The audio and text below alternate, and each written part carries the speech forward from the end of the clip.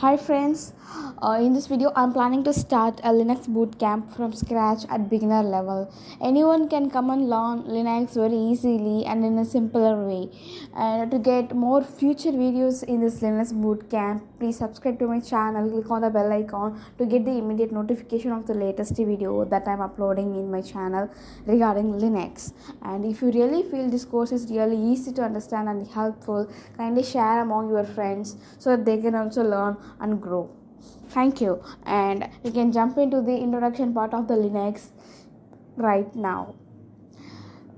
First, we all know that Linux is an operating system. An operating system is nothing but an interface between the application and the hardware.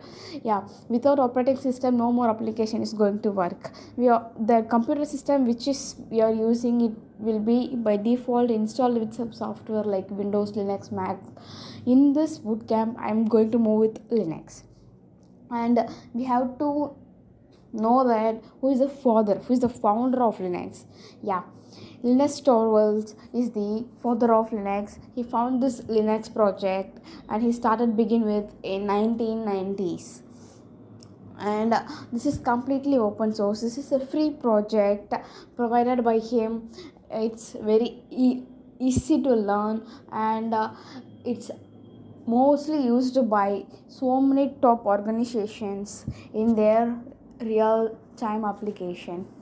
And we have to know the history of Linux, how and why it was created. Like initially, while Linux Torvald he was working in an organization that they were using Minix operating system. In that, he provided some suggestions like these many changes we can do, these many features we can add. So many suggestions he had made, and the organization was not ready to accept these changes. And what he did is he planned to build his own operating system with what are the ideas he was having in his mind. He used the Unix and the Minix operating system as a base for building this Linux operating system.